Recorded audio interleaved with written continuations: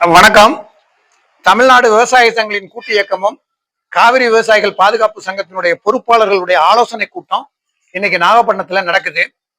இதோட நோக்கம் காவிரி நீர் மேலாண்மை ஆணையத்தினுடைய 50வது கூட்டம் டெல்லியில நடக்க இருக்குது. அந்த நீர்வளத்துறையினுடைய கூட்டத்துல 4 மாநிலங்களை சேர்ந்த நீர்வளத்துறை பொறியாளர்கள் கலந்து கொள்ளக்கூடிய ஒரு சூழ்நிலையில 3 மாநிலங்கள்ல தேர்தல் நடந்து காபந்து சர்க்கார் நடந்து கொண்டிருக்கிறது. இருக்கக்கூடிய அலுவலர்கள் தான் இப்ப இருக்காங்க. அந்த அலுவலர்களும் ஒரு தெளிவான ஒரு முடிவை எடுக்க முடியாத ஒரு சூழ்நிலையில் காபந்து சர்க்கார் இருக்கக்கூடிய நேரத்துல நீர்வளத்துறையினுடைய கூட்டம் நடக்குது. அந்த கூட்டம் கர்நாடகத்துக்கு சாதகமா போயிடுமோ அப்படிங்கிற அச்சம் தான் இப்ப எங்களுக்கு ஏற்பட்டிருக்கு.